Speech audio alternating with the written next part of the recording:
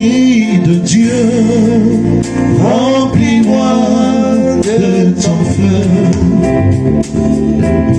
Descends, puissance de Dieu, remplis-moi de ton feu.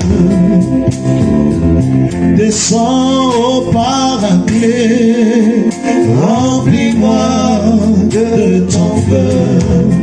Je veux ton feu, Saint-Esprit. Ton feu, Saint-Esprit. Je veux ton feu, Saint-Esprit. Ton feu, Saint-Esprit. Je veux ton feu, Saint-Esprit. Ton feu, Saint-Esprit. Je veux ton feu, Saint-Esprit. Ton feu, Saint-Esprit. Je veux ton feu, Saint-Esprit. Je veux ton feu, Saint-Esprit. Je veux ton feu, Saint-Esprit. Donne-nous ton feu, Saint-Esprit. Ton feu, Saint-Esprit. Fais descendre ton feu, Saint-Esprit. Ton feu dans nos cœurs. Ton feu, Saint-Esprit. Ton feu en nous. Ton feu, Saint-Esprit. Oh, Esprit de Dieu. Ton feu, Saint-Esprit. Ton feu, Saint-Esprit. Bien-aimés, nous bénissons le Seigneur qui permet que ce soir encore nous soyons réunis, tous ensemble d'un même cœur, dans une même pensée, autour d'un même Seigneur et Sauveur, Jésus-Christ, qui dans ces temps de grâce, temps de carême pour nous conduire à la Pâque, bien-aimés, ce doux Sauveur, ce doux Seigneur qui nous a aimés plus que sa propre vie. Nous sommes rassemblés au nom du Père, du Fils et du Saint-Esprit. Je voudrais vraiment ce soir encore rendre grâce à Dieu pour chacune de vos vies. Et j'ai pour habitude de dire, et c'est pas juste pour vous faire plaisir, Dieu considère nos vies. Car si Dieu ne considérait pas nos vies, bien-aimés, il ne serait pas mort à la croix pour ce qui n'a aucune valeur. Sa vie, ce n'était pas n'importe quoi. Sa vie, c'était la vie d'un Dieu, et du grand Dieu, du vrai Dieu, de l'unique Seigneur et Sauveur. Et le sacrifice qu'on fait est à la hauteur de ce qu'on espère. Et je veux que tu m'écrives cela, le sacrifice qu'on fait est à la hauteur de ce qu'on espère. Et j'ai envie d'ajouter ce soir, le sacrifice qu'on fait est en adéquation avec la vision et le projet de Dieu. Puisque le projet du Père était de nous racheter, le sacrifice devait être à la hauteur du rachat de chacune de nos vies. Bien-aimés, je ne dis pas de toute notre humanité, même si au final, c'est toute notre humanité qui a été rachetée. Mais je voudrais parler dans un langage singulier pour te dire que même s'il n'y avait que toi seul sur la terre des hommes, le Père aurait donné le Fils pour toi seul, parce que le Seigneur nous considère individuellement. Et cela est très important pour nous. C'est un autre soir que Dieu nous donne. C'est une autre occasion que Dieu nous donne pour l'adorer. L'adorer pour nous est une exigence de vie.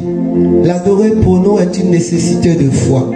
L'adorer pour nous est une action de grâce. Que savons-nous faire d'autre que cela? Que pouvons-nous donner à Dieu qui puisse égaler ne serait-ce que les 10% de ce qu'il fait pour nous? Alors ce qui nous reste, c'est une voix pour le louer. Ce sont des yeux pour le contempler. Ce sont des oreilles pour entendre sa parole. Et c'est un cœur qui adhère à ces paroles-là. C'est ce que nous pourrons lui offrir. C'est pourquoi il y a une très belle louange qui dit « Je loue mon Dieu avec ma voix, avec mes mains. Si je n'ai pas de voix, je le loue avec mes mains. Si je n'ai pas de mains, je le loue avec mes pieds. Et s'il me manque les pieds, c'est avec mon âme que je l'adore. » Oui, parce que tout pour nous est un prétexte pour adorer Dieu. Je voudrais saluer tous ceux qui sont déjà connectés, vous saluer dans vos pays respectifs, vous saluer dans vos positions actuelles, saluer toute l'atmosphère du lieu où vous vous trouvez, que vous soyez locataire ou que vous soyez, quel est le bon terme, négociant de maison. Voilà, en tout cas soyez salués. Dieu considère chacune de vos positions. Le locataire d'hier deviendra le propriétaire de demain. Et le squatteur d'aujourd'hui deviendra celui à qui appartiendra une maison. Et je prie vraiment pour que cela soit ainsi. En disant cela, vraiment, je veux penser à toutes ces personnes qui, pour une raison ou pour une autre, se retrouvent dans des maisons de personnes, soit d'un grand frère, soit d'une grande sœur, soit d'un père, d'une mère, soit d'un ami, et qui ne sont pas très confortables parce que ce qui n'est pas chez toi n'est pas chez toi, et qui des fois sont obligés de supporter des choses tellement difficiles, mais en se disant qu'un jour j'aurai chez moi. Oui, je peux te le confirmer, tant que ton cœur est attaché à Dieu, un jour tu auras chez toi. Et le jour que tu vois loin est déjà tout proche pour toi. Continue de prier, continue d'adorer Dieu, continue d'aimer Dieu, et tu verras que ce qui est impossible est possible pour Dieu. Ce jour que nous a donné le Seigneur est un jour aussi pour reconnaître ses bienfaits. Bien-aimés, nous avons pour habitude de dire qu'il y a tellement de personnes qui se sont projetées sur aujourd'hui, mais il y en a beaucoup parmi ces personnes qui ont été rappelées à Dieu. Et pour nous, être présents, ce n'est pas simplement le privilège, parce que le privilège aussi, des fois, c'est pour dire que ceux qui sont partis n'ont pas mérité. Non. Parce que parmi ceux qui sont partis, il y a eu des enfants, il y a eu des nouveau-nés, il y a eu une mère qui donnait un enfant pendant qu'elle était en train d'accoucher. Il y a eu beaucoup de personnes qui ont été surprises par la mort et qui étaient meilleures que nous. Il faut le dire, hein, c'est Paul qui dit en Philippiens chapitre 2, il dit « Estimez les autres meilleurs à vous ». Et donc vraiment, il y a eu de très belles âmes qui ont été rappelées. Et si en réalité nous sommes là, c'est une façon pour Dieu de nous dire « J'ai encore quelque chose à achever dans ta vie et tu as quelque chose à donner aux autres autour de toi. » Et c'est pourquoi, bien-aimé, je voudrais que tu puisses rendre grâce à Dieu. Je voudrais que tu puisses élever la voix là où tu te trouves maintenant et tu bénis le Seigneur. Seigneur, nous te bénissons. Seigneur, nous te rendons toute la gloire. Seigneur, nous voulons te dire merci. Oui, Seigneur, dans notre langage humain, nous avons beau chercher, Seigneur, nous ne trouvons pas en réalité un mot qui puisse être à la hauteur, Seigneur, de cette reconnaissance de tes bienfaits dans nos vies.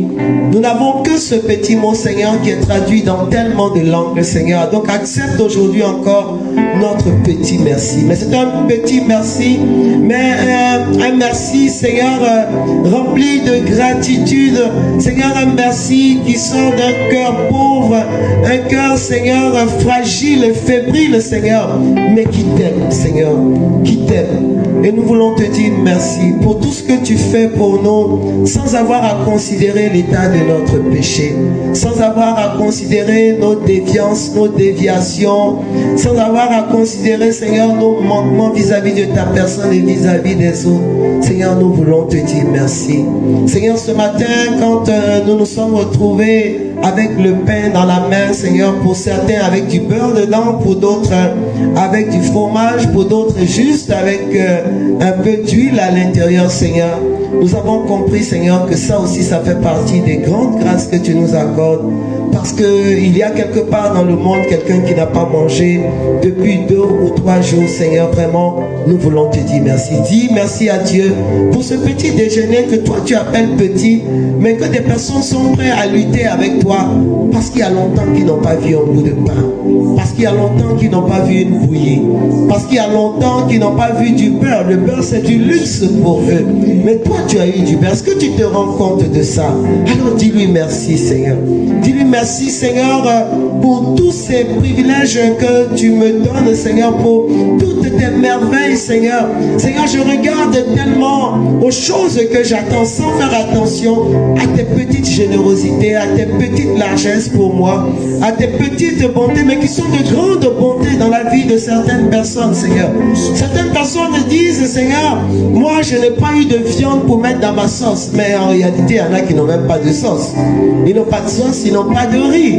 Mais moi je cherche la viande pour mettre dans la sauce. Et quand il y a 2 viandes, je dis, il y a seulement 2 viandes dans la sauce, mais il y en a qui n'ont même pas de viande, Seigneur. Et je voudrais dire à quelqu'un vraiment, rends grâce à Dieu. Rends grâce à Dieu peut-être pour le foutou que tu as mangé ce midi. Oui, c'est pas un simple foutou. C'est de la nourriture que des personnes n'ont pas. Tu vois, des fois, le foutou est là, mais tu peux même pas le manger parce que ta bouche est amère, tu te sens pas bien. Et je vous assure que pour les malades, manger, c'est une épreuve. C'est une épreuve. Des fois, on va le mettre dans ta bouche, mais tu peux même pas avaler. Alors, rends grâce à Dieu. Rends grâce à Dieu pour ce foutou. Rends grâce à Dieu pour ce poulet, pour cette sauce aubergine.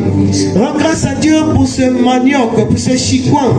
Rends grâce à Dieu pour le amiwa que tu manges. Rends grâce à Dieu pour tout ça. Rends grâce à Dieu pour le gari. Ce n'est pas que du gari. Quelque part, il y a quelqu'un qui n'a même pas du gari. Rends grâce à Dieu.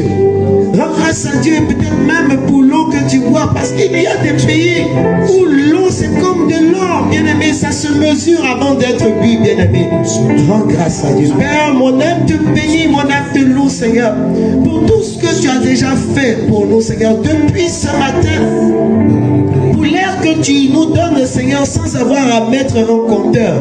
Seigneur, tu ne nous donnes pas une facture au soir de chaque jour en nous disant payez l'oxygène, payez le souffle, Seigneur. Non, tu ne le fais pas, bien au contraire.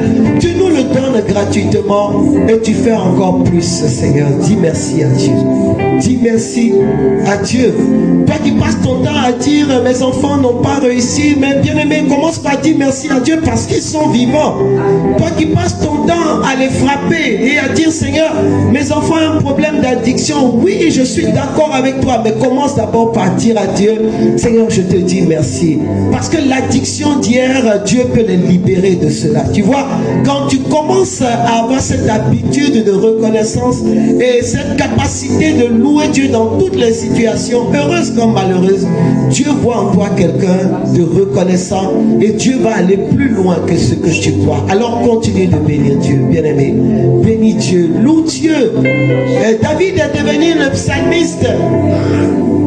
Le roi psalmiste, tout simplement, après quoi? Après un lourd péché, un lourd comportement, un mauvais front qu'il a manifesté.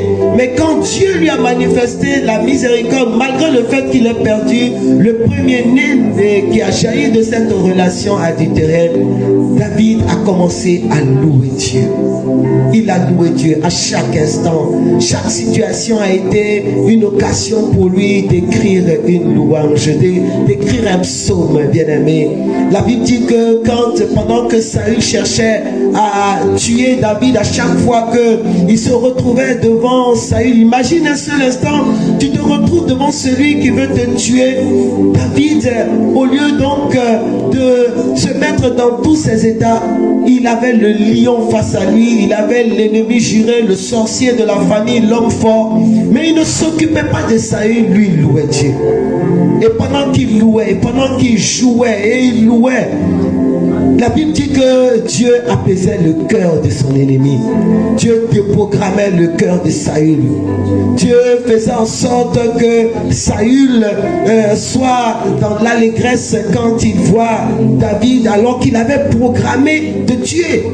Donc la louange est capable de déprogrammer le logiciel de l'ennemi. La louange est capable de briser le réseau de Satan. La louange est capable d'apaisantir le cœur de ceux qui se lèvent contre toi. Et David l'avait compris, bien-aimé. La louange, notre action de grâce. Dire à Dieu qui il est pour nous. En tout cas pour moi, Dieu est bon. Pour moi, Dieu est Père. Pour moi, Dieu est exceptionnel. Pour moi, Dieu est formidable. Dieu, c'est mon coup de cœur, c'est mon waouh. Dieu, vraiment, c'est celui que je contemple le matin dès que je me lève et que je constate que mes mains bougent, mes pieds bougent. La seule chose que j'ai envie de lui dire, c'est bonjour, papa. Oui, papa, nous sommes encore là, toi et moi et toi. Et la deuxième chose que j'ai envie de lui dire, je t'aime et je veux rivaliser avec toi en amour. Je sais que ça va être difficile parce qu'il n'y a personne qui puisse t'égaler en amour. Mais donne-moi la possibilité de te donner un peu de ce que toi tu m'as donné. Alors bénis Dieu, bénis Dieu. Bénis Dieu, bénis Dieu, bénis Dieu. Nous ne sommes qu'au départ de ce worship. Bénis Dieu. Bénis Dieu pour ta vie. Bénis Dieu pour tes enfants. Bénis Dieu pour ta nation. Bénis Dieu pour ton patron ce soir. Nous passons notre temps à récriminer après nos patrons, après leurs erreurs de jugement. Bien-aimés, ce ne sont que des hommes. Nous passons notre temps à récriminer après nos bergers, après nos fondateurs, nos responsables, mais ce ne sont que des hommes. Et le Seigneur voudrait vraiment que ce soir, nous puissions bénir Dieu pour chacune de leurs vies. Car plus ils sont bénis, plus la bénédiction de Dieu pour nous est large. Elle est étendue, bien-aimée. Elle est étendue. Alors nous allons partir dans cette belle louange. Et à cet instant, je voudrais que tu acclames le Seigneur pour ce qu'il est et pour ce que tu es. Alléluia. Et que tu puisses entrer dans cette louange avec nous. Alléluia. Merci. Merci Seigneur. Alléluia. Ton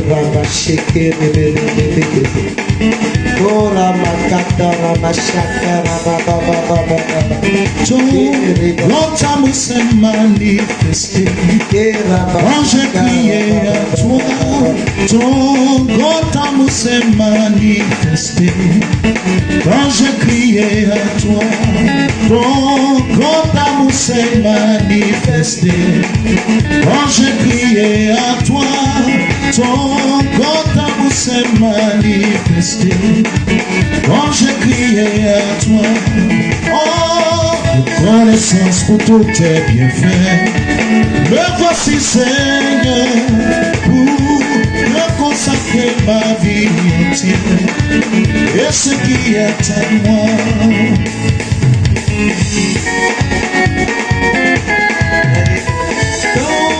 Ton amour s'est manifesté quand j'ai crié à toi.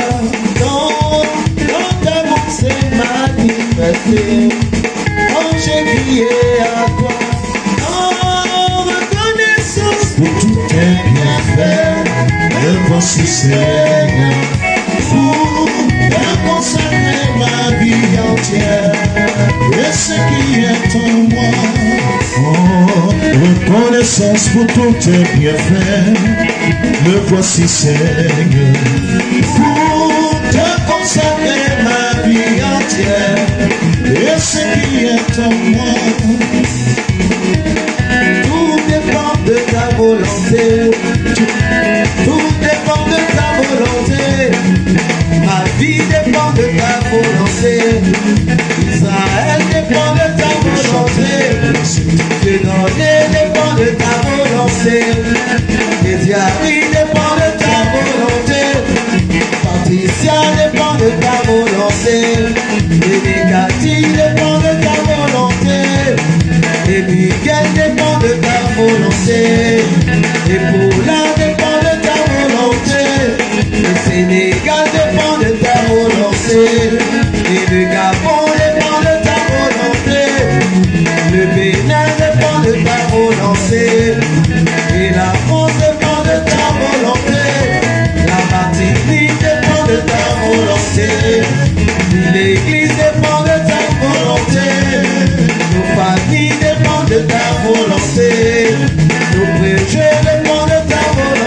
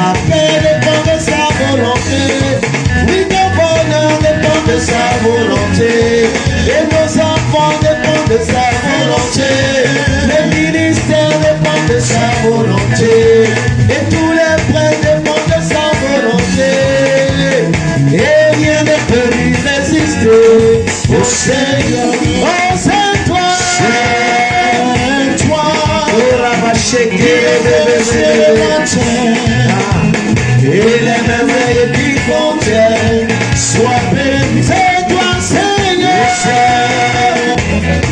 C'est toi, Seigneur. Il a fait le ciel et la Et terre. les merveilles qui contiennent, Les merveilles qui contiennent, sois béni. oh, c'est toi. C'est toi. Oh, c'est toi, Seigneur.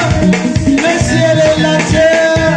Et les merveilles qui contiennent, sois béni. À tes pieds, ô divin roi, nous apportons toutes nos vies. À tes pieds, ô divin roi, nous déposons nos projets. À tes pieds, ô divin roi, nous apportons toutes nos vies. À tes pieds, ô divin roi, nous apportons nos projets. Car tous nos biens sont à toi seul et en tout temps. Oh, voici nos présents, bénis-les, oh Jésus. Car tous nos biens sont à toi seul et en tout temps. à tout temps, mon Dieu. Voici nos présents. Bénis-les. Bénis-les, oh Jésus. Oh, car tous nos biens Bien sont à toi. seul Seul et en tout à tout temps. temps, mon Dieu. Voici nos présents. Bénis-les. Bénis-les, oh Jésus. Oh, bénis-les, bénis-les, oh Jésus. voici ma vie. Bénis-les. Oh, voici mes projets. Bénis-les. Voici Israël, bénis-le, oh Jésus. Voici Dieu donné, bénis-le, oh. Oh, voici Christophe, bénis-le, oh. Voici Bédiari, bénis-le, oh. Voici nos projets, bénis-le, oh. Voici notre travail, bénis-le, oh. Voici notre travail, bénis-le, oh. Voici nos efforts, bénis-le, oh. Voici toutes les choses. Ah, béni, béni, béni. Tu es le Dieu qui bénit. Béni, Seigneur, bénis-les. Seigneur, pose ta main dessus, oh. Seigneur, mets ta bouche en mon affaire, bénis-les, oh. Bénis ce que je touche. Bénis ce que j'entreprends, bénis-les, oh. Bénis toutes les choses, bénis-les, oh. Bénis mes pensées, bénis-les, oh. Bénis mon cœur. Quoi que je pense, oh, bénis-les, oh. Quoi que je pense, bénis-les, oh. Oh, car tous nos biens sont à toi seul et en tout temps. Voici nos présents, bénis-les, oh Jésus. Oh, voici nos présents, bénis-les, oh Jésus. Christ est avec moi, je n'ai plus peur. Christ est avec moi, je n'aurai plus peur. Christ est avec moi, et qui ça? Christ est avec moi, je n'aurai. Il est avec moi, Christ est avec moi. Il est là, il est avec moi. Il est là, il est avec moi. Oh, Christ est avec moi, je n'aurai. Il est là, près de moi. Tous les jours, il est. Alléluia, il est là. Près de moi, toujours. Jour, il est là. Il est là, écrit. Près de toi. Il est avec toi. Il est là, c'est vrai. Près de toi. Il est là, mais il est là. Il est là. Près de toi. Il est avec toi. Il est là. Près de toi. Tous les jours, il est avec. Il est là. Tous les jours, il est avec toi. Il est là. Près de toi. Tous les jours, il est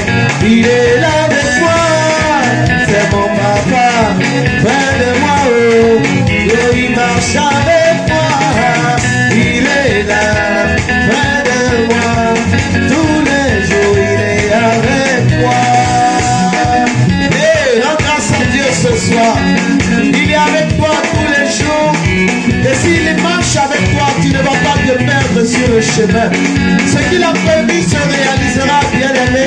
Le thème que nous avons à partager ce soir dit les voleurs de sommeil. Les voleurs de sommeil. Et je pourrais également traduire ce terme par la voix des évidences, bien-aimé. Mais je veux dire à quelqu'un, s'il y a quelqu'un ou quelque chose qui te vole le sommeil, Dieu vient rétablir le sommeil du juste ce soir. Dieu vient rétablir le sommeil du juste. C'est pourquoi tu ne dors pas depuis des jours. Parce que l'ennemi a mis en place un système pour que tu ne dors pas. Je t'annonce que Dieu vient t'appliquer le somnifère du ciel. Une anesthésie qui te fera dormir. Non pas d'un sommeil d'assoupissement démoniaque, mais un sommeil pour réparer ton cœur, ton âme, ton esprit, ton intelligence. Et c'est pourquoi il est là avec toi. Alléluia.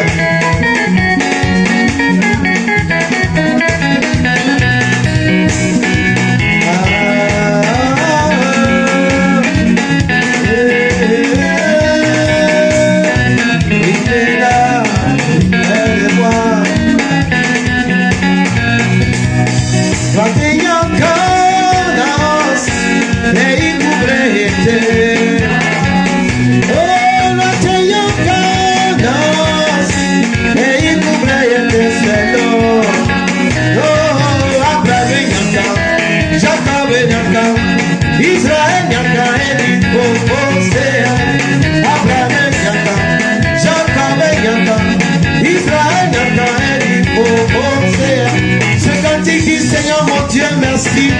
Merci pour tous tes bienfaits. Dieu d'Abraham, Dieu d'Isaac, Dieu de Jacob. Nous te disons merci pour tous tes bienfaits. Alléluia.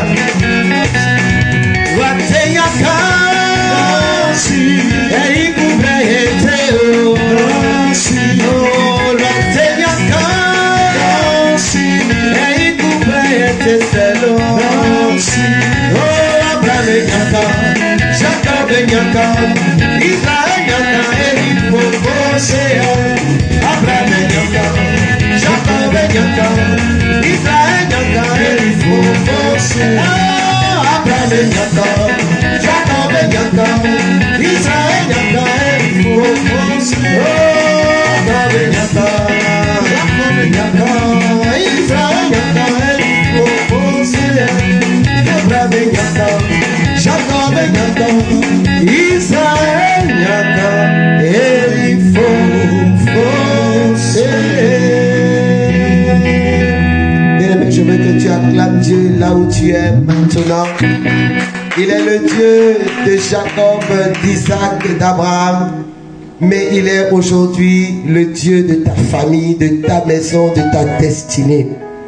Bien-aimé, on sait que lorsque Isaac s'est retrouvé en Genèse chapitre 26 dans ce lieu qu'on appelle Rehoboth.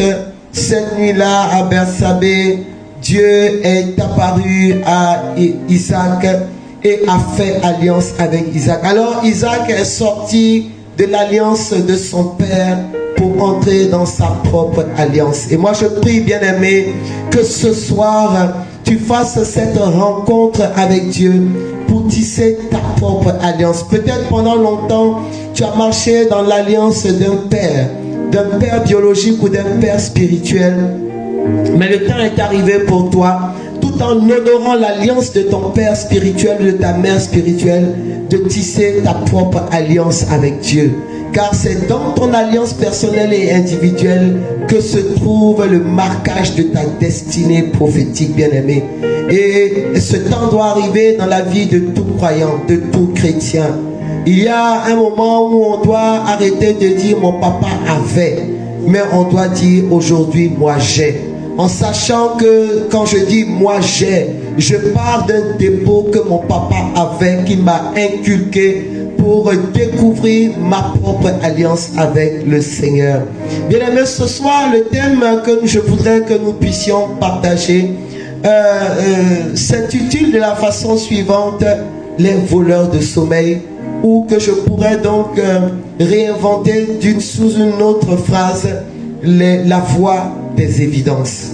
La voie des évidences, bien-aimé, c'est ce que tes yeux voient et qui semble te parler plus que ta foi.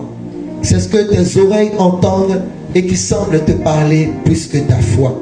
Et je crois que quand on lit les Saintes Écritures, on voit que plusieurs fois, la voix des évidences a voulu parler, mais la voix de la foi a triomphé sur les évidences. Et l'un des passages de la Bible où on voit que justement, il y a eu comme ces voleurs de quiétude, hein? Le voleur de sommeil, le sommeil c'est le lieu du repos. Et il y a donc des personnes qui ont donc cette mauvaise habitude d'apporter des mauvaises nouvelles. C'est-à-dire qu'eux, ils ne t'apportent jamais de bonnes nouvelles. Mais ils sont toujours là à t'apporter des mauvaises nouvelles.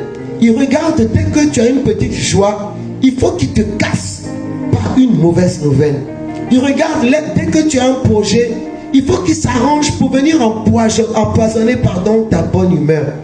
Ils regardent et ce sont ceux-là qui ne vont jamais t'appeler à 8h ou à 9h quand tu as fini de prendre le petit déjeuner. Mais ils vont attendre à minuit ou à 5h du matin pour faire sonner ton téléphone. Moi, je vais dire aux gens, hein, c'est vrai que la mort est une évidence. C'est une évidence. Mais quand quelqu'un est mort, on ne vient pas pour provoquer une deuxième mort. Parce que quand on appelle les gens à 5h du matin, ou des fois à 3h du matin, pour lui dire ton papa est mort, ta maman est morte, ton mari vient de faire un accident. Mais en réalité, moi j'appelle des voleurs de sommeil et j'ai envie d'aller plus loin. C'est des sorciers. Parce qu'en le disant, tu ne vas pas réveiller celui qui est mort. Mais le risque que tu fais courir à l'autre, c'est qu'il ait un arrêt cardiaque. Et moi j'ai connu un monsieur comme ça, à qui on est venu annoncer que sa fille a fait un AVC. Mais la façon était tellement brutale, que le monsieur a eu à son tour un AVC. La fille s'en est sortie, mais son papa est mort. Et c'est ça aussi quand on parle de l'intelligence de l'esprit et qu'on parle de la sagesse de Dieu. Mais il y a des personnes comme ça. Tout comme il y a des personnes qui vont aller voir un malade. Le malade déjà, il lutte pour se retrouver. Il est fatigué dans son esprit, il est fatigué dans son cœur. Son corps lui rappelle la maladie. Mais toi, quand tu vas aller t'asseoir, tu vas aller dire, ah, moi-même, mon frère, même, il avait la même maladie. Et il a souffert. Non, il a souffert. Il a souffert jusqu'à il est mort. Bon, toi, ton problème là, c'est quoi? C'est pour le tuer ou bien c'est quoi? L'évidence, c'est qu'il est malade. Mais il y a cette autre dimension qu'on appelle la foi, qui est capable de briser la voie de l'évidence. Bien aimé, il y a quelques années, quand on m'a dit que j'avais un gros problème au foie, si j'écoutais la voix des évidences, je me couche et j'attends ma mort. Mais le Seigneur est venu me rappeler mon alliance avec lui.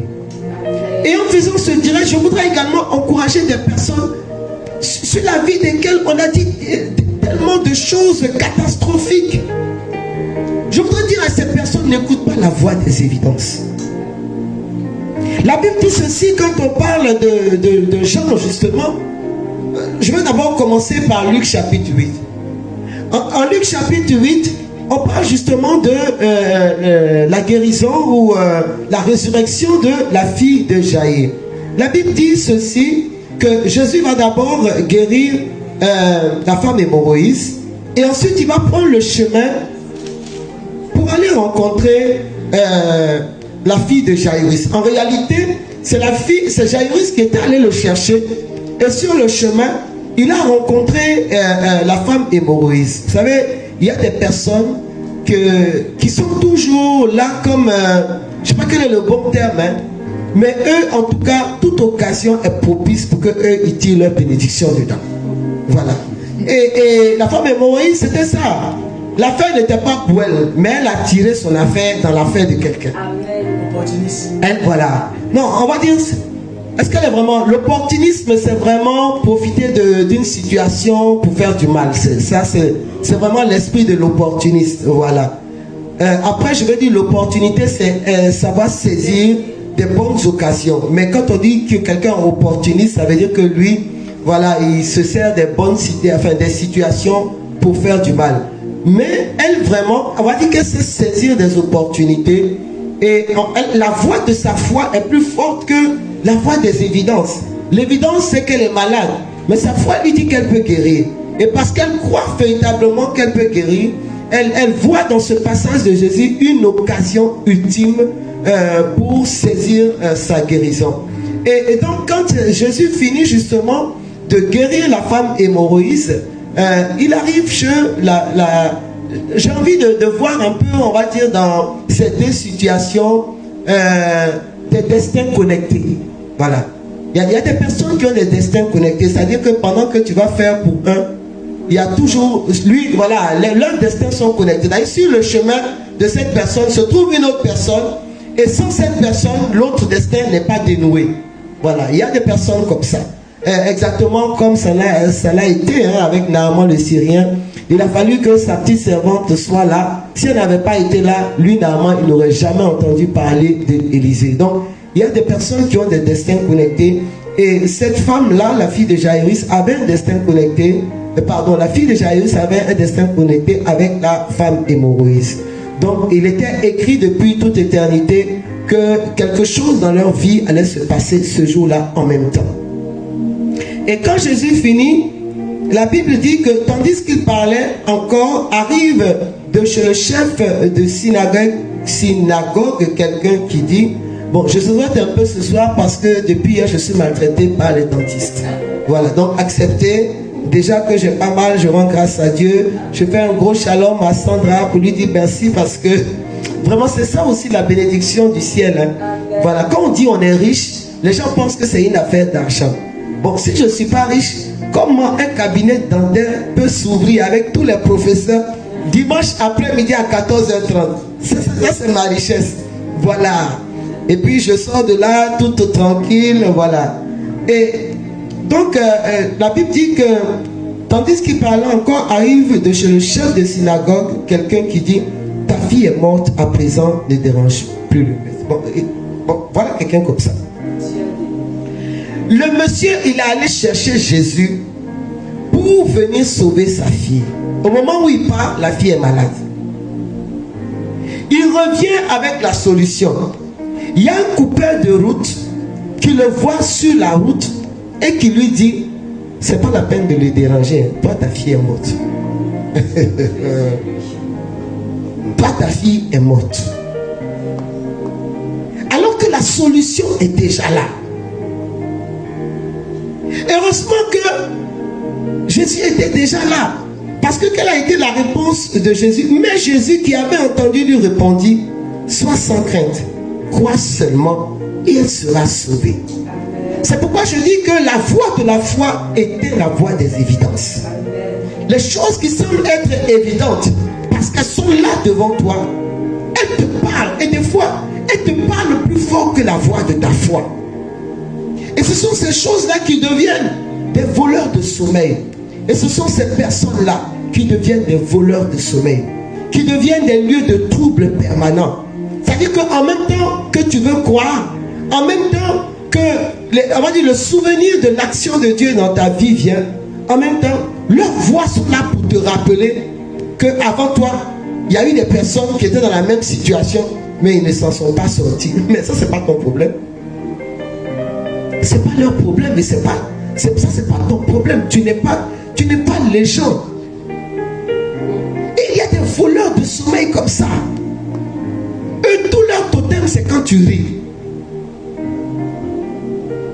Et je voudrais en profiter pour parler à ceux qui vont critiquer. Quand tu finis de critiquer avec les autres, reste là-bas. Ne viens pas me rapporter ce qui va me blesser alors que tu faisais partie du lieu de la critique. Ne viens pas non plus me dire non, c'est parce que je voulais écouter ce qu'ils allaient dire. Hey, dans la logique. tu ne devrais pas être là-bas. Et même s'ils ont commencé devant toi, tu dois te retirer dans la sagesse. Si tu as déjà écouté, ne viens pas fatiguer mon cœur. C'est-à-dire qu'ils attendent au moment où toi tu as commandé ton poulet là. Toi tu veux bien manger. Depuis le matin tu rêves à la nourriture que tu as commandée. Sans seulement ils vont venir te dire, il y a quelque chose à te dire. Mais il ne faut pas te fâcher. Il ne faut pas te fâcher. Tu dis, il y a quoi? Quand quelqu'un même t'a déjà dit, j'ai quelque chose à te dire, il ne faut pas te fâcher là. Ou bien ce genre de phrase qui m'énerve, je te dis quelque chose, mais je te dis après. Je te dis après. Tu demandes à la personne, mais de quoi c'est? Non, je te dis après. Toi, tu peux manger.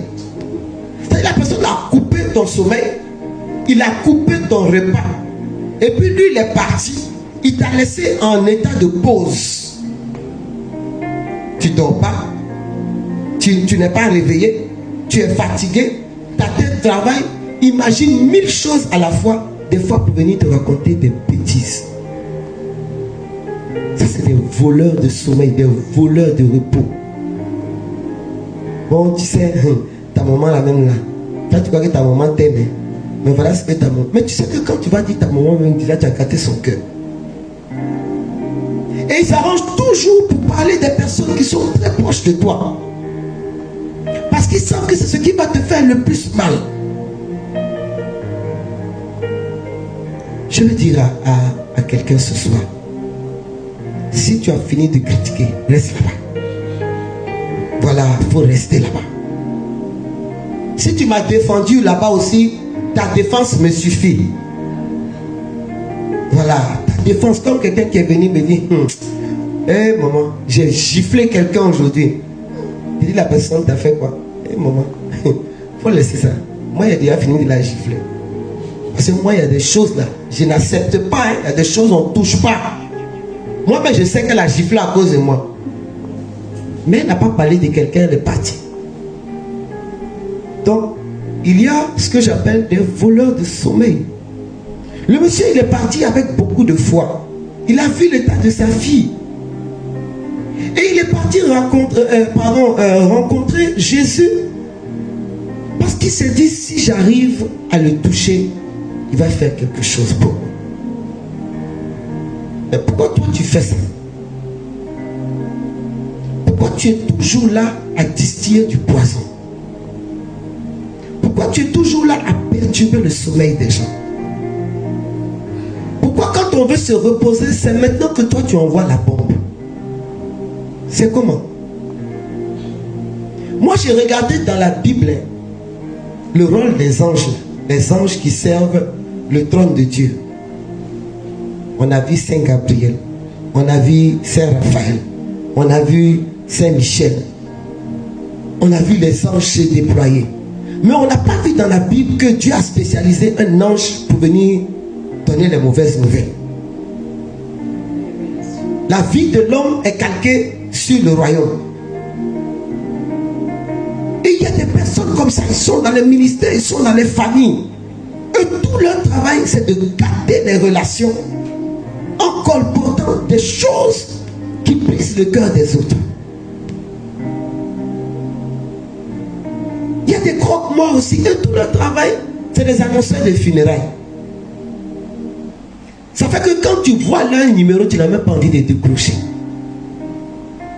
Même si c'est pour te saluer le jour là, tu ne décroches pas. C'est pourquoi je veux dire aussi aux gens, vraiment, on vous aime bien. Mais des fois, les choses qui peuvent attendre n'ont qu'à attendre. Parce qu'il y a des choses là, quand vous insistez sur le téléphone de quelqu'un, à partir de 23h30, minuit, vous appelez une fois. On va déjà, c'est pas une heure. Quand on est bien éduqué, c'est pas une heure pour appeler quelqu'un. Je suis désolé. Tu n'es pas son mari. Tu n'es pas sa maman. Tu n'es pas... Même quand tu es sa soeur, quand c'est pas important, il ne faut pas le faire. Tu peux peut-être, si tu n'es pas en danger, ne le fais pas. Non, je voulais juste causer avec toi. Il y a des choses comme ça, à minuit. Comme j'ai vu que tu étais en ligne. Hein, voilà, parce qu'il y a des gens qui te guettent. Hein. Ils guettent sur WhatsApp. Dès qu'ils voient en ligne, ils te voient en ligne. Alors que peut-être que toi, tu es en train d'écouter un enseignement tranquillement. Tu cherches la connexion avec le divin. Sauf que ce qu'ils ne savent pas, c'est que quand eux, ils appellent, ils t'inquiètent. Parce que ce n'est pas une heure de causerie. C'est pas une heure de causerie. Et si tu vas faire ça le jour, ça va être sérieux. Personne ne va t'écouter. Ouais, 1h du matin. Shalom, maman, sois béni. Il y a quoi? Donc, ce que tu as dit là, 8 heures ne peut pas attendre. Non, il y en a qui t'envoient des messages. Écoutez-moi, hein. Non, je me suis dit que tu allais voir ça le matin. Mais toi, tu ne sais pas si moi je suis sur Vibré ou sur tonalité. Mais les messages là, il n'y a rien de plus désagréable la nuit. C'est pourquoi moi, la nuit, je mets sous silencieux. Parce que tu veux dormir. Au moment où tu veux plonger le bang bang, bang bang, bang bang, et tu es dans le bang bang. Bon, si toi-même aussi tu n'es pas sorcier, à un moment il faut arrêter. Parce que c'est que toi-même là, tu aimes les événements. Parce qu'il y a des gens qui aiment Béréo. Donc eux ils sont toujours prêts. Voilà, eux ils sont toujours prêts. Dès qu'ils entendent bang bang, et même ils rappellent tout de suite. On dit quoi? Ah, donc nous là, nos cœurs sont fragiles. Vous savez, il y a des personnes pour trouver le sommeil, c'est difficile. Hein. Il y en a dès qu'ils se couchent, ils dorment. Mais nous là, le temps qu'on finisse de prier, d'exposer chacun de vos problèmes devant Dieu, c'est beaucoup jusqu'à ce que les gens nous ont dit, ce que le Saint-Esprit met sur ton cœur comme fardeau. Des fois, il est déjà 2h du matin. Et puis tu veux dormir un peu. C'est maintenant, quelqu'un va venir t'annoncer des choses bizarres. Excusez-nous. Moi je dis, la sagesse, c'est pourquoi la Bible dit que Dieu est sagesse. Et que la sagesse, c'est le début de la crainte de Dieu. Moi je me souviens comment nous, on nous a annoncé le décès de notre papa. Tout le monde était au courant. Mon papa a fait l'accident depuis le matin. Parce que tout le monde au village était au courant que notre papa était décédé. Sauf nous. Et quand mon maman est arrivée du travail, on sentait qu'il y avait un mouvement. Mais rien que pour nous ménager, on leur avait dit de ne pas parler. Et pendant ce temps, toute la maison était encerclée. Nous, on était à l'intérieur. Eux, ils savaient qui entrait, qui sortait. Jusqu'à ce que ma maman revienne du travail, qu'ils ont attendu. Elle s'est déshabillée. Tout. Il y a quelqu'un qui est rentré, qui a parlé un peu, qui a vu un peu dans quel état elle était, dans quel état nous on était. Et c'est à un certain moment que ils sont rentrés. C'est là qu'on a réalisé en fait qu'il y a longtemps qu'ils étaient là. Ils sont rentrés en groupe, toute une vague. Et ils ont commencé à psalmodier des versets coraniques. Mais même là encore, on ne savait pas de qui il s'agissait. Jusqu'à ce qu'ils se jettent sur ma mère et qu'ils lui disent « Sois forte, sois courageuse ». Mais c'est de la sagesse. Sinon l'accident, quand on regarde, mon père a fait l'accident vers 2h, 3h du matin en fait. Ils ont pris le corps, ils l'ont ramené à la morgue de Dibo Lakota. C'est vraiment, on va dire, le lendemain vers 18h. Mais ils auraient pu nous appeler. D'abord, on savait que ma mère avait un problème d'hypertension. Donc, ils ont géré tout ça. Mais il y a des gens, en réalité, ça leur plaît. Ça leur plaît. Puis, tu vas décrocher le téléphone. Ah, vraiment, je suis désolé, hein, mais ton mari est mort. Ton mari est mort. Ça, c'est ce que j'appelle la sorcellerie. C'est de la sorcellerie. La Bible dit en Jean chapitre 11 que Jésus était avec ses disciples. Et puis, on est venu lui dire que Lazare, ça ne va pas. Je vais lire un peu avec toi. Tu vas voir le corps. le comportement de Jésus devant les braqueurs de repos et de sommeil. Parce que l'évidence, c'était que Lazare était malade. La voie de l'évidence, c'est qu'il y avait un problème. Et Jésus lui-même va aller plus loin. Il va dire non, Lazare est mort. Mais la voie de la foi disait que Lazare allait sortir de cette mort. Et des fois, nous enfonçons les gens dans des situations alors qu'ils auraient pu s'en sortir si simplement on avait pris le temps d'être calme et de recevoir du Saint-Esprit pour savoir que cette situation va passer. Moi, je connais des gens au début de, comment on appelle, du VIH, qui se sont donné la mort dès l'instant où on leur a dit qu'ils avaient le VIH.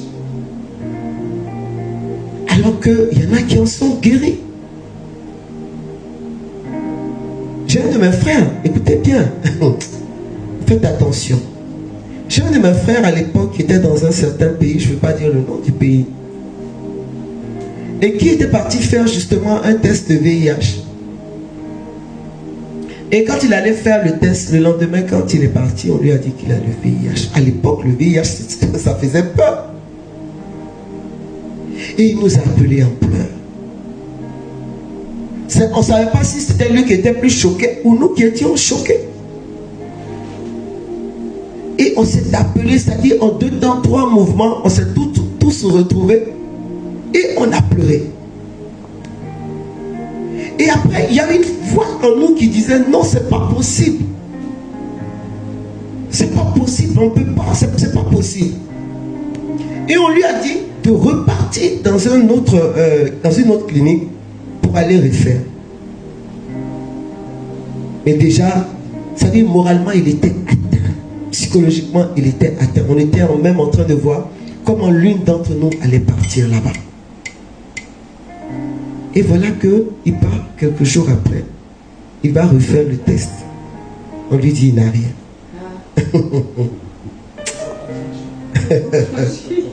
On lui dit, il n'a rien.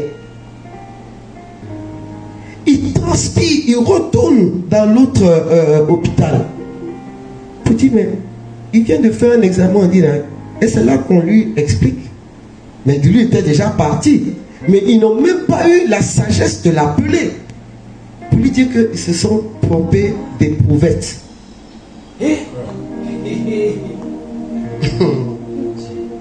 Ça, c'est la voie des évidences.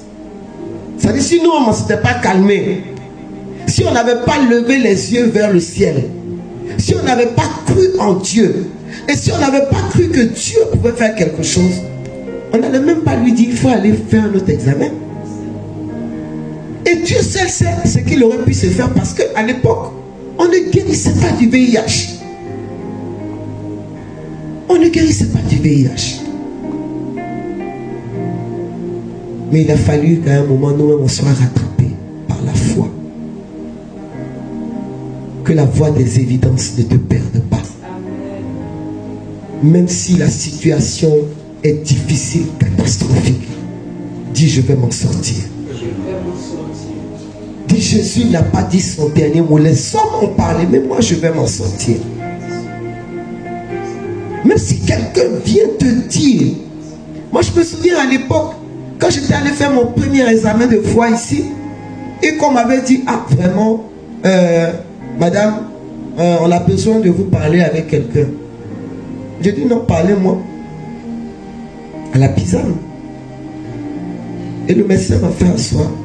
Il m'a expliqué. Quand il m'a expliqué, je l'ai regardé, je lui ai dit, moi, je ne vais pas mourir. Et je lui ai dit, je vais guérir. Cette maladie-là ne peut pas m'emporter. Il m'a regardé. Il m'a dit, madame, vous avez la foi, j'ai eu peur. J'ai dit, docteur, vous avez peur pour lui. Et je suis parti. Bien aimé, pas parce que je n'avais pas, je ne réalisais pas, je réalisais. Mais il y avait une autre voix qui était forte en moi qui me disait que ça n'allait pas se passer comme les médecins avaient décrit. Non. Non. Et tu dois refuser la voix des voleurs de sommeil. Des personnes qui viennent te troubler, qui te poussent à lâcher et à ne plus avoir la force et le courage de te battre. On n'a qu'à t'envoyer un papier pour dire que toi, tu es endetté jusqu'à... Dis Jésus va faire un transfert. Jésus va faire un transfert. Quelle que soit la situation. Et puis si tu observes dans ton milieu quelqu'un qui a l'habitude d'envoyer les mauvaises nouvelles, il faut tracer entre lui et toi, comme Dieu a tracé entre Job et puis Satan. Il faut tracer un trait. Dis-lui, toi, à partir d'aujourd'hui, là, je ne veux plus te voir chez moi. Garde tes nouvelles. Parce qu'un jour ou l'autre, son objectif, c'est de te tuer. Vous savez, le cœur de l'homme ne réagit pas forcément là où il est, c'est-à-dire il est secoué. C'est comme quand on t'envoie des électrochocs, une fois, deux fois, trois fois. Un jour, on dit la AVC, on dit c'est levé un jour.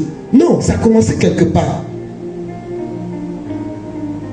Et les voleurs de sommeil, tu dois les sortir de ton réseau. Tu dois te déconnecter d'eux. Si tu sens que quelqu'un est dans ton entourage et qui ne t'apporte que de la tristesse, de la désolation, fais-le sortir. Il n'a jamais une parole d'encouragement, fais-le sortir. Il ne sait pas te ragaillardir, fais-le sortir. Il ne sait pas te consoler, fais-le sortir. Mais tout ce que tu dis et qui t'inquiète, lui t'enfonce davantage. C'est un voleur de sommeil. Fais-le sortir. Et quand il a fini de parler, lui dort. Mais toi, tu ne dors plus. Toi, tu ne dors plus. Que ce soit un homme ou que ce soit une situation, parle à la situation et dis à la situation, tu ne vas pas voler mon sommeil. Parce que Jésus lui-même a dit, mon Père est à l'œuvre et moi aussi. Donc, jusqu'à l'Ascaras, Jésus est à l'œuvre. Jusqu'à demain, Jésus est à l'œuvre. Jusqu'à l'éternité, Jésus est à l'œuvre. Il n'y a pas un moment où il y a repos chez lui. S'il a commencé à guérir hier, aujourd'hui, il va guérir. S'il a commencé à enrichir Salomon hier, aujourd'hui, il peut enrichir encore. S'il a commencé à faire sortir les morts de la tombe, aujourd'hui, il n'y a pas une situation catastrophique où Jésus ne peut pas donner la solution. Oui, quand ça arrive, tu peux pleurer. Pleure un peu, mais un peu. Un peu. Et puis tu essuies tes larmes. Parce que plus tu pleures beaucoup, tu commences par avoir le langage des ténèbres. Non. Jésus a dit au chef de la synagogue, il dit ne l'écoute pas. N'aie pas peur, il dit ne l'écoute pas. Et moi je vais dire à quelqu'un, n'écoute pas les voix qui sont contraires à la vie. N'écoute pas les voix qui sont contraires à l'espérance. N'écoute pas les voix qui sont contraires à la victoire, à la réussite. Ne les écoute pas. Ne les écoute pas. Ne les écoute pas. Écoute la voix de ta foi. En ta foi en Jésus-Christ dit, je ne mourrai pas, je vivrai. Et je raconterai les merveilles de Dieu. Ta foi en Jésus-Christ dit, invoque le Seigneur et il te répondra. Ta foi en Jésus-Christ déclare que celui qui met sa foi en Dieu et qui n'écoute pas le conseil des méchants, il est comme un arbre, psaume 1, qui est planté au bord du ruisseau, qui produit des fruits à saison comme à contre-saison.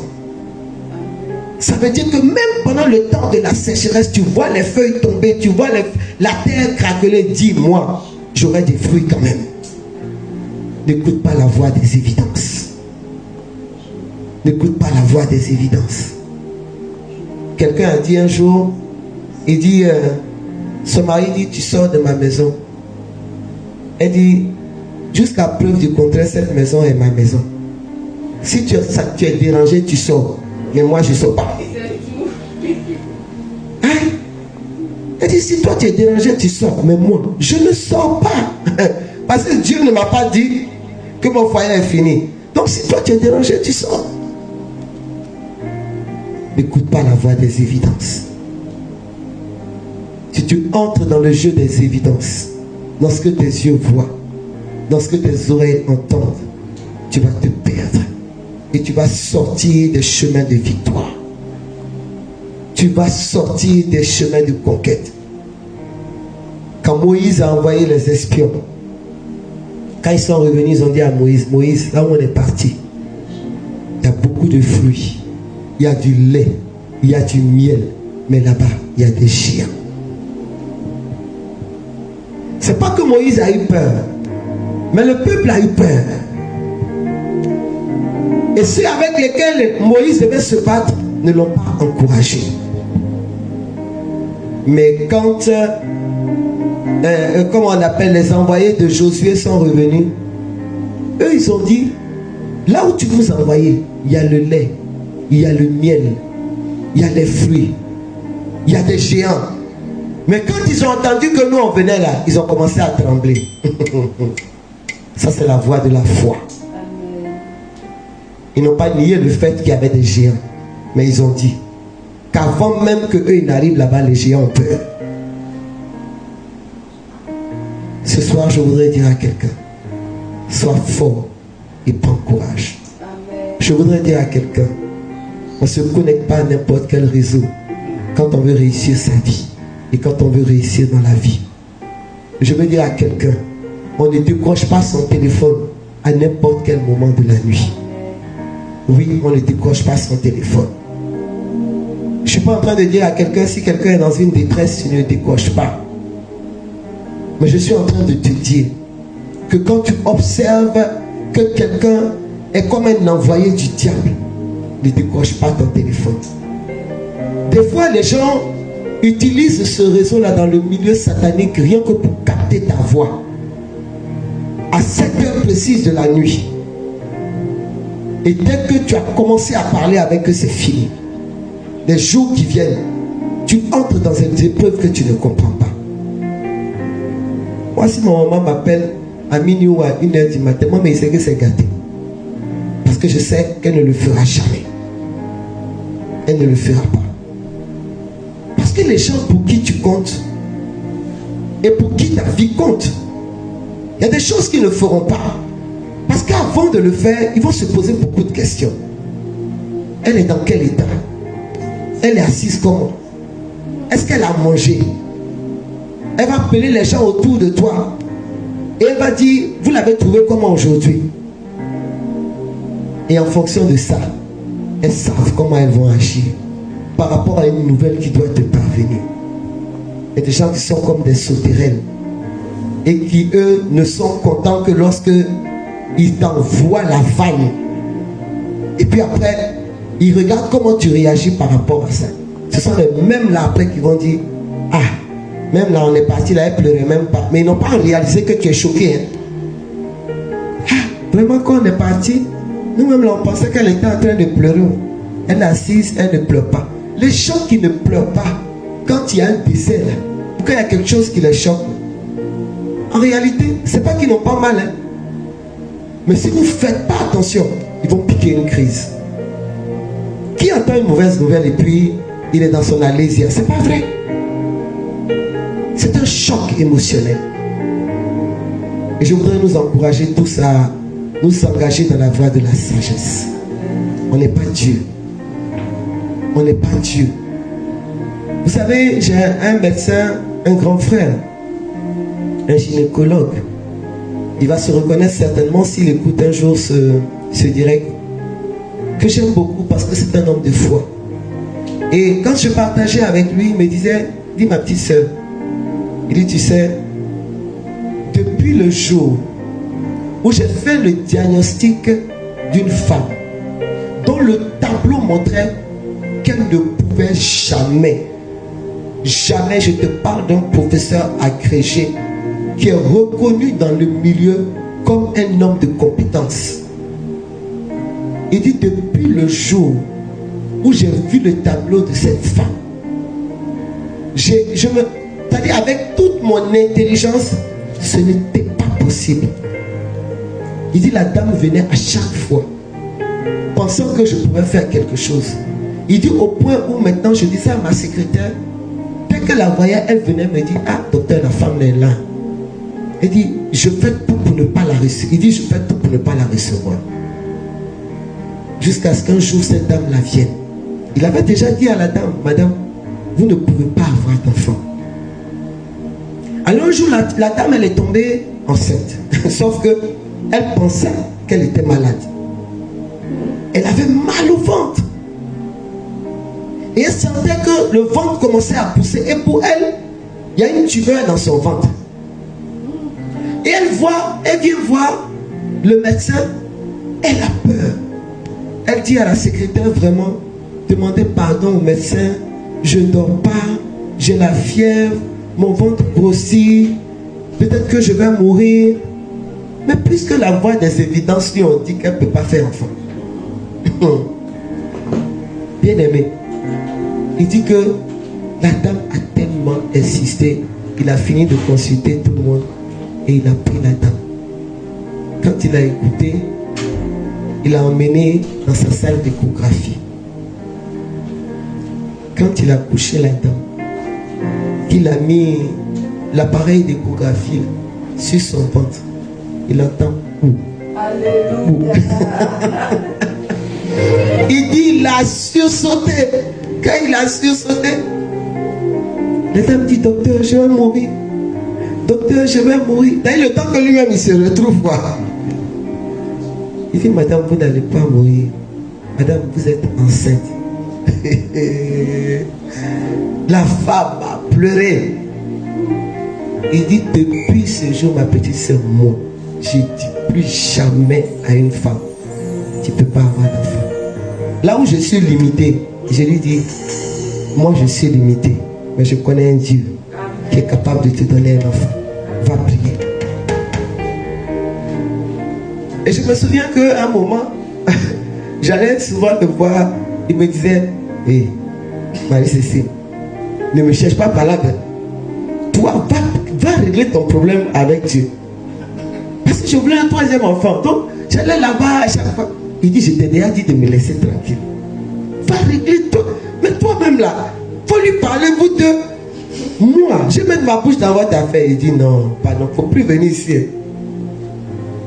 Il a compris qu'il y a la voix des évidences et il y a la voix de Dieu.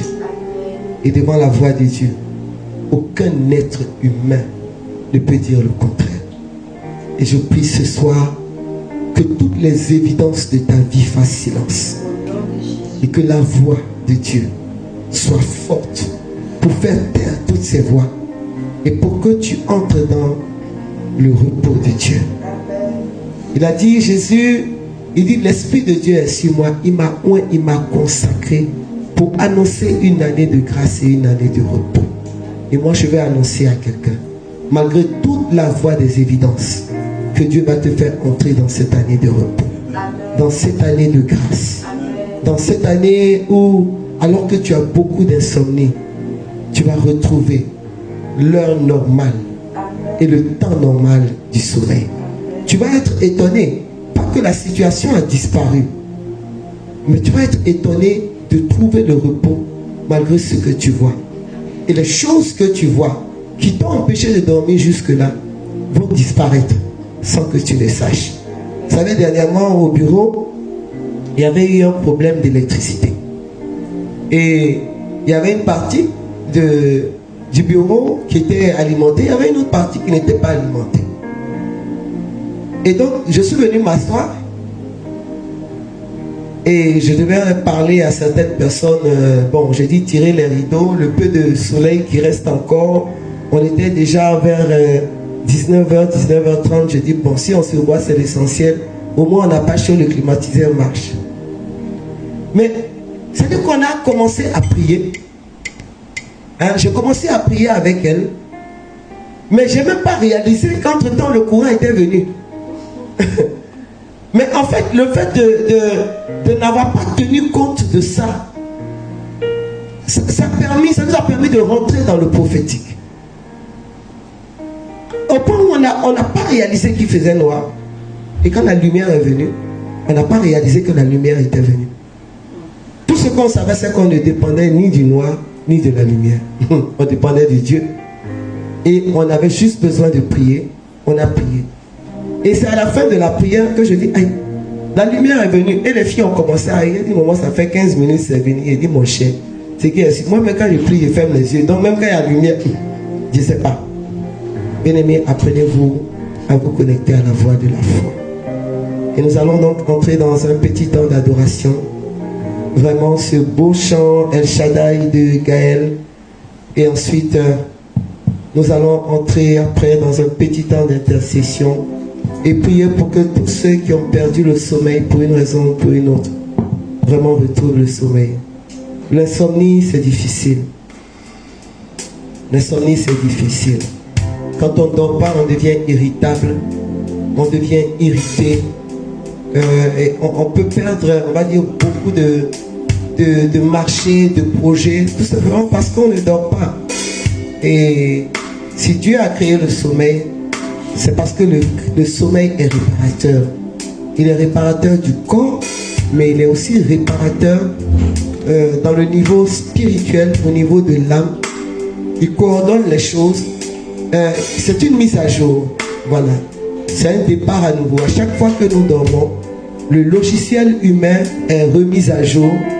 Et le lendemain, les choses nouvelles commencent par naître.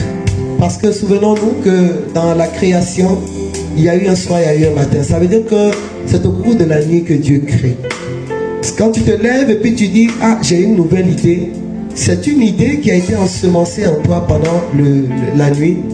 Des choses que Dieu a ensemencées dans ta mémoire, dans ton intelligence.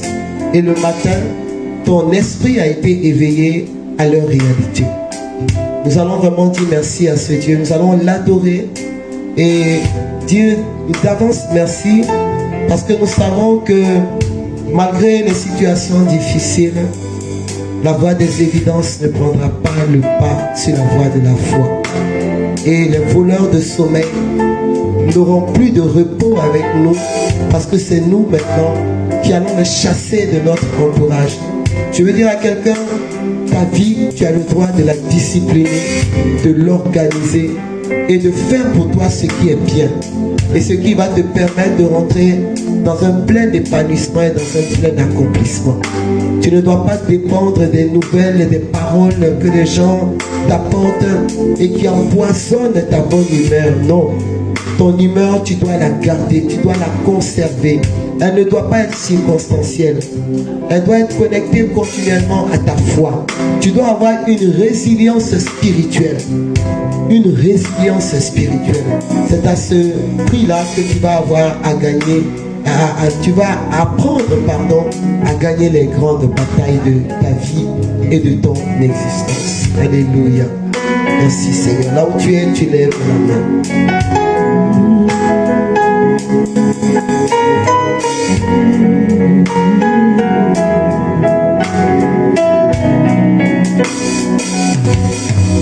El Shaddai, Adonai, le Dieu tout-puissant, le roi compatissant. Lui que le ciel révère, que la terre préfère, et tout l'univers le vénère.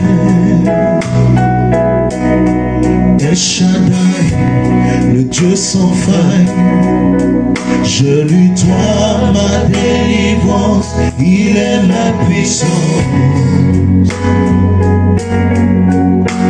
Le Dieu de mes espoirs, qui me fait voir tous ses exploits, en lui je crois.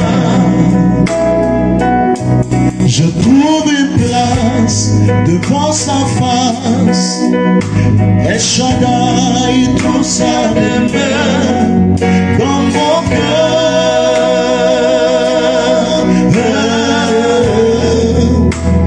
Laisse-moi t'écrire un chant d'amour. Laisse-moi t'écrire un chant d'amour.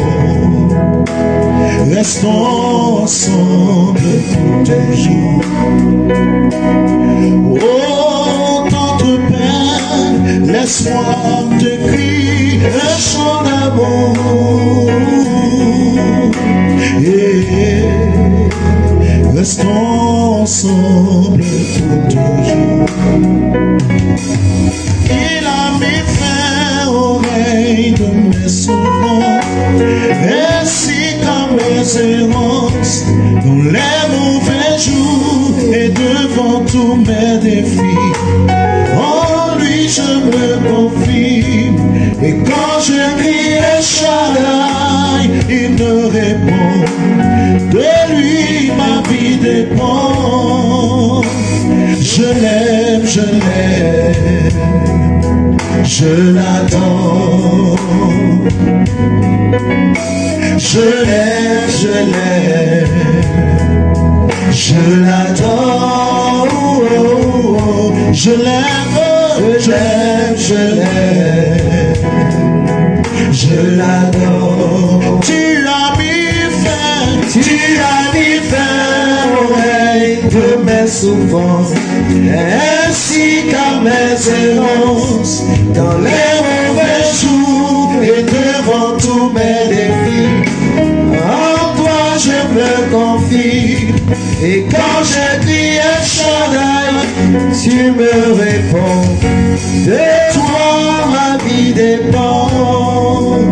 Je t'aime, je t'aime, je t'adore. De tout mon être, je t'aime, je t'aime, je t'adore. Je t'aime, je t'aime, je t'adore. Tu contrôles tout ce qui me frôle. Tu contrôles tout ce qui me El faut. Shaddai devant tes yeux, El Shaddai devant tes yeux, je suis précieux. car je vole le prix de mon salut, la vie de Jésus-Christ, mon seul abri.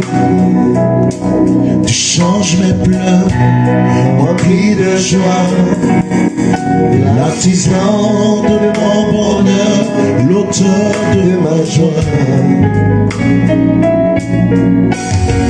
Mais l'ombre de ta main sur mon chemin vient assurer mes lendemains. Je trouve une place devant ta face, El Shaddai, tout ça demeure dans mon cœur.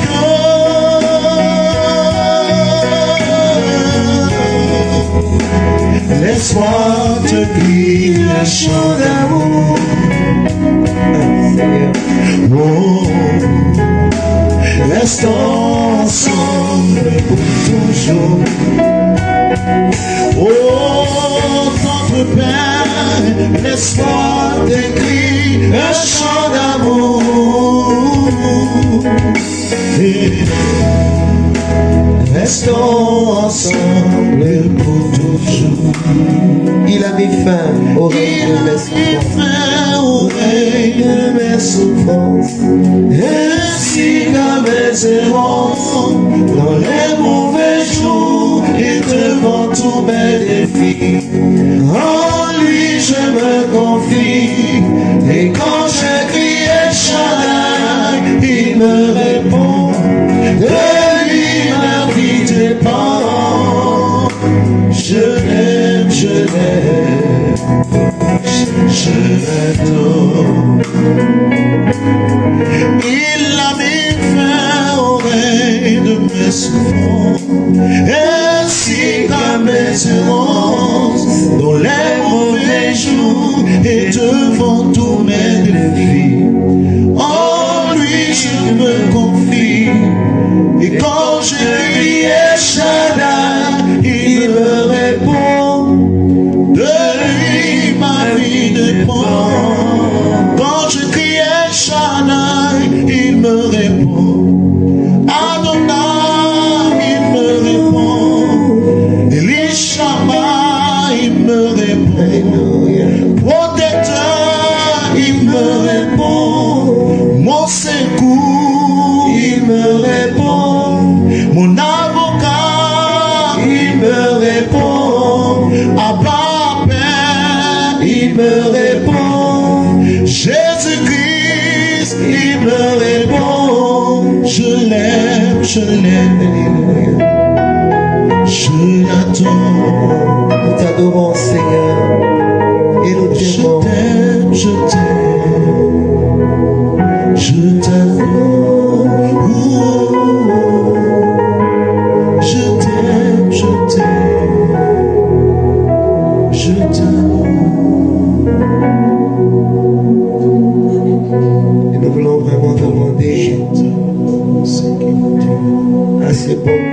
ses pères aimants. Lui dit, Sabaoth, défends pour notre cause. Il y a chaque jour une cause à défendre. Et cette cause qui est la tienne, le Seigneur la défendra. Cette situation qui trouble ton sommeil, le Seigneur viendra l'ôter, la réparer. Cette situation qui t'empêche de dormir et pour laquelle tu te couches et le soleil arrive sans que tu n'aies pu fermer les yeux.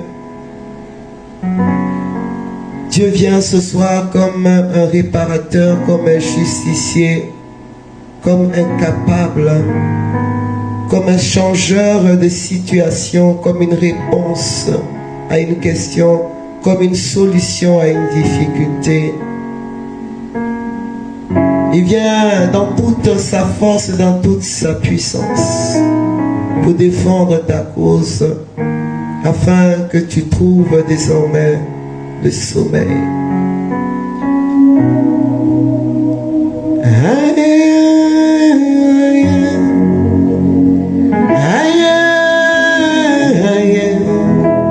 Sabaoth, défends ma cause.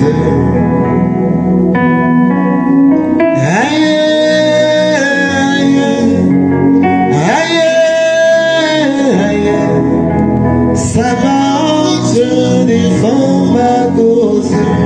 Chante avec moi, écris cela. Aïe, aïe, aïe, aïe.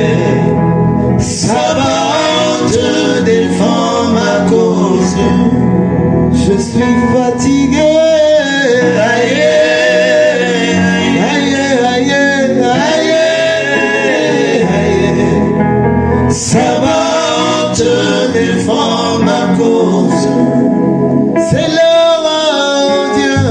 Aïe, aïe, aïe, aïe, aïe. Sabaoth, défends ma cause. Entends le cri de ma voix. Aïe, aïe, aïe, aïe. Jésus-Christ, mon Dieu. Jésus-Christ, défends ma cause. Ils ont trop ri de moi. Aïe, aïe, aïe, aïe, aïe. Jésus, Jésus-Christ, défends ma cause. À toi rien n'est impossible. Aïe, aïe, je crois en toi. Aïe, aïe, Jésus-Christ, défends ma cause. Quand tu te lèves, tout se disperse. Aïe, aïe, Sabaoth, Sabaoth, défends ma cause. Ma cause est là devant toi. Aïe, tu connais mes combats. Aïe, aïe, aïe, Sabaoth, défends ma cause. Ma cause est là devant toi. Aïe, lève-toi. Aïe, Sabaoth, Sabaoth, défends ma cause. Et jusqu'à quand, Seigneur?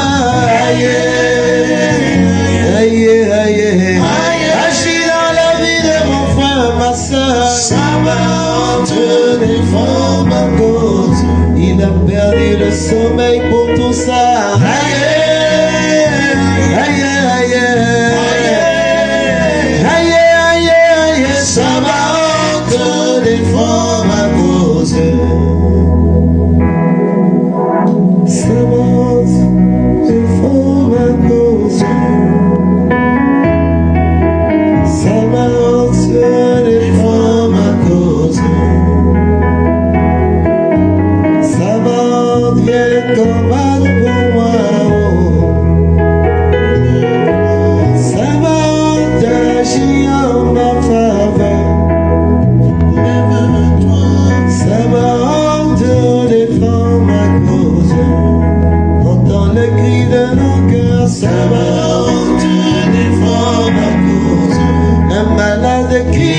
ce soir. Ça va te défendre ma cause. Depuis combien de jours il ne dort pas, mon Dieu? Ça va te défendre ma cause. Entends le cri de cette femme au foyer. Ça va te défendre ma cause. Depuis combien de jours elle n'a pas dormi? Ça va te défendre ma cause. Entends le cri de cette maman, Seigneur. Ça va te défendre ma cause. Entends le cri qu'elle pousse pour son enfant. Ça va te défendre ma cause. Depuis combien de nuits elle n'a pas dormi? Ça va te défendre ma cause. Entends le cri de mon frère qui t'appelle au secours. Ça va te défendre ma cause. Son travail en danger, interviens mon Dieu. Ça va te défendre ma cause. Aïe, aïe, aïe, aïe, aïe, aïe. Ça va te défendre ma cause. Je prie ce soir et je voudrais que tu poses la main sur ton front. J'appelle le Saint-Esprit afin que tout ce qui est comme préoccupation et angoisse disparaisse au nom de Jésus. Tout ce qui t'empêche de trouver le repos disparaisse au nom de Jésus. Tout ce que tu as entendu, tout ce que tu as vu et qui t'ont mis dans cet état depuis plusieurs jours, voire peut-être plusieurs mois, voire peut-être plusieurs années disparaissent. Je prie ce soir que le Saint-Esprit prenne le contrôle de tes nerfs. Toi qui es tellement addict aux somnifères, tant que tu ne les prends pas, tu ne dors pas. Je prononce ce soir une séparation entre les somnifères et toi au nom de Jésus. Je commande maintenant à ton corps d'entrer dans l'horloge de Dieu, de respecter les nuits et les jours au nom de Jésus. Je prie pour toi qui, à cause de la douleur dans ton corps, ne trouve pas le sommeil. Je commande maintenant à cette douleur de disparaître au nom de Jésus. Et j'appelle le calmant de Dieu à prendre le contrôle et à t'introduire dans une nuit paisible et les nuits après les autres nuits, que ton corps entre dans le repos de Dieu au nom de Jésus. Cet esprit vient et prend le contrôle. La Bible dit que Jésus était dans la tempête, il y avait un fort vent, une grande pluie, mais il dormait. Donne-nous d'entendre la voix de la foi qui ne nous perturbe point, même quand la voix des évidences semble nous dire que le bateau va chavirer, que notre couple va exploser, que la maladie va nous emporter, que nous n'allons pas avoir de quoi payer le loyer, que nous n'allons pas manger. Oh, donne-nous d'avoir ce repos que le Seigneur avait dans la barque. Le repos de ceux qui ne sont pas effrayés par ce qu'ils voient, parce que leur foi est plus forte que la voix des évidences. Et je commande à notre foi maintenant de trouver la taille de cette graine de sénévé dont parle le Seigneur, capable de faire déplacer n'importe lequel des obstacles et n'importe laquelle des montagnes. Que rien ne nous trouble, rien ne nous perturbe au nom de Jésus, tant que Jésus est dans notre barque. Je commande à ton cerveau d'obéir à la voix de la foi au nom de Jésus.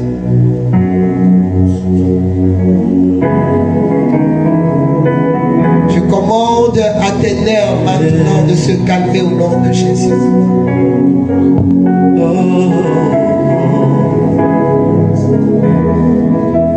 Cet esprit descend sur toutes ces personnes qui ne dorment pas la nuit. Descend sur toutes ces personnes qui ne dorment pas la nuit et qui se réveillent avec un ulcère à l'estomac. Descend Descends sur toutes ces personnes qui en ce soir ou depuis ce matin ou les jours précédents ont entendu des mauvaises nouvelles qui les ont perturbés tout au long de ce jour. Oh, descends Saint-Esprit. Sois sur eux. Il est possible.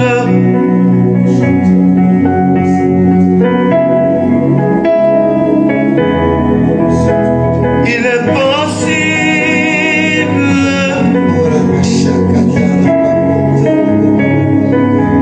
Oui, il est possible de briser toutes ces choses qui viennent à toi,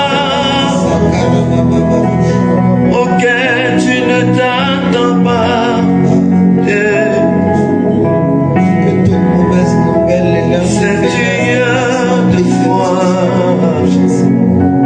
c'est Dieu de sommeil, que la grâce de Dieu vienne sécuriser ton sommeil. Tu as perdu ton équilibre à cause de Et la dépression est venue de là, des troubles de sommeil. Je commande à la dépression de quitter maintenant au nom de Jésus. Au souci de quitter au nom de Jésus.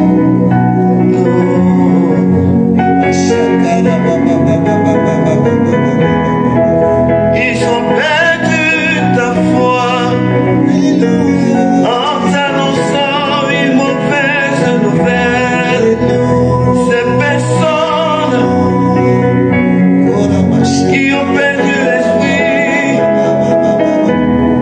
mais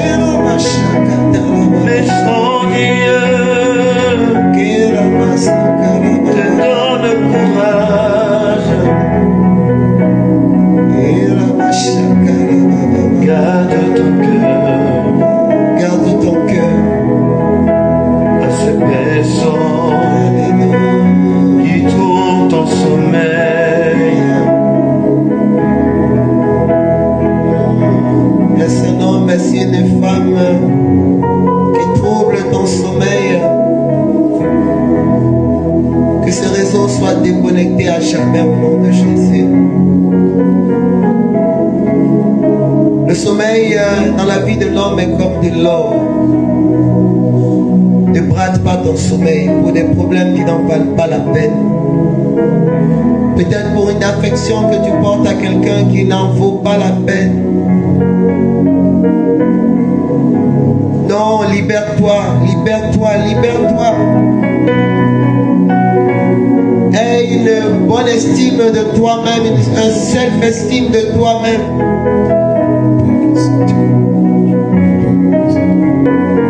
Et ne laisse personne te détruire. Ne laisse personne détruire ta personnalité.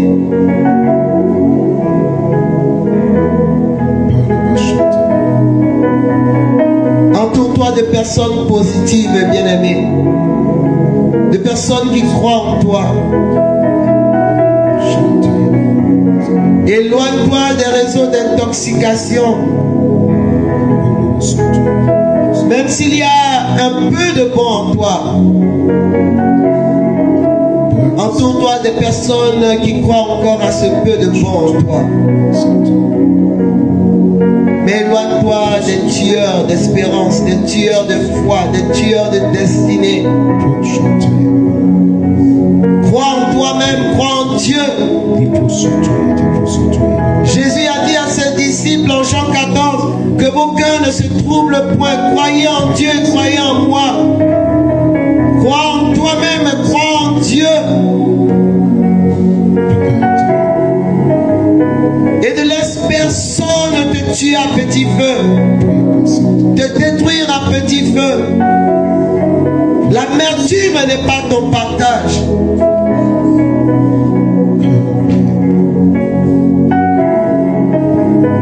Quand je l'ai rencontré, il m'a donné sa paix. Il est un ami qui n'abandonne pas. C'est vrai, Seigneur. Mon âme loue Alléluia. son précieux nom. Jésus est l'ami fidèle. Jésus est le seul ami. Alléluia. Il est le meilleur ami. Ne t'inquiète de rien, il est avec toi. Jésus est l'ami fidèle. Ne t'inquiète de rien, il est avec toi.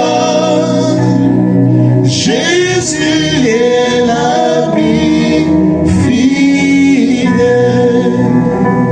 Ne t'inquiète de rien, il est avec toi. Jésus est l'ami fidèle. C'est ainsi que nous terminons ce worship de ce soir.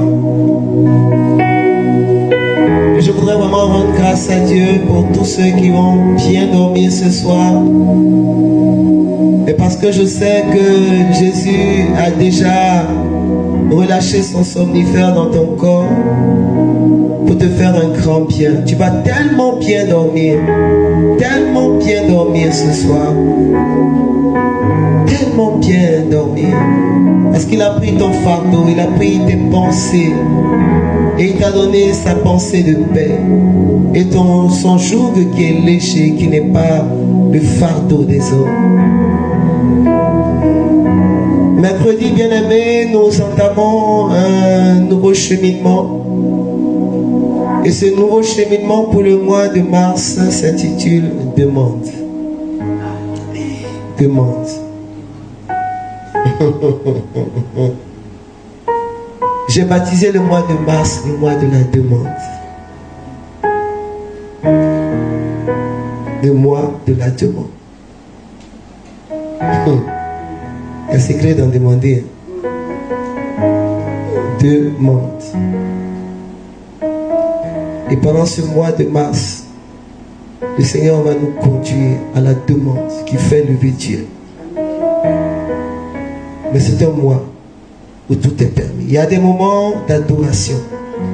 Il y a des moments où le ciel s'ouvre. Où Dieu dit demande.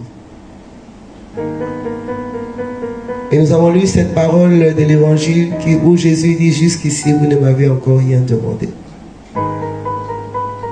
Même ce que tu as demandé hier et pour lequel tu n'as pas encore eu un exaucement, le Seigneur te dit demande.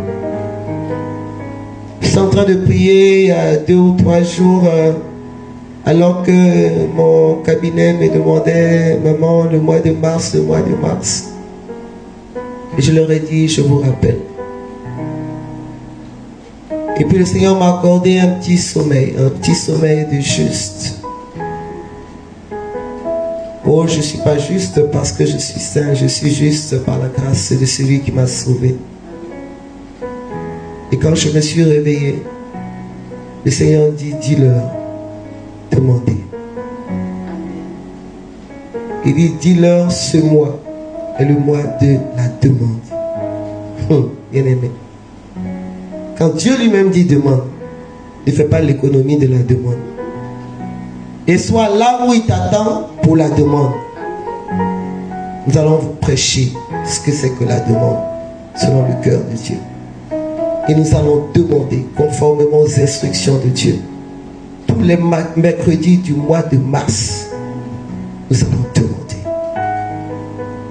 Tu cherches le mariage, c'est-à-dire que ce sera un temps où, quand on viendra pour demander le mariage, on ne vient pas pour casser, briser. Que notre intelligence s'ouvre sur ta parole. Nous te disons merci.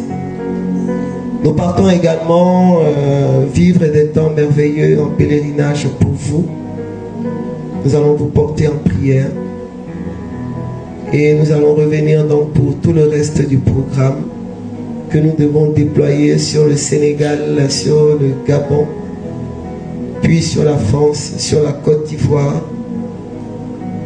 Vraiment, que le Seigneur vous garde tous et toutes, qu'il bénisse vos maisons, qu'il bénisse vos projets, qu'il bénisse vos familles, qu'il bénisse vos lieux de travail, lui le vivant, maintenant et toujours, pour les siècles des siècles.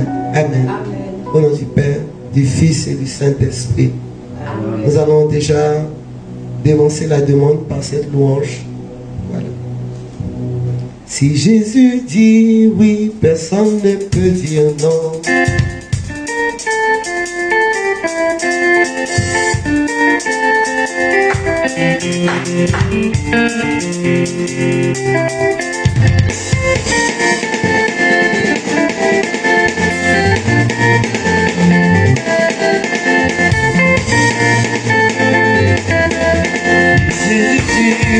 Personne ne peut dire non.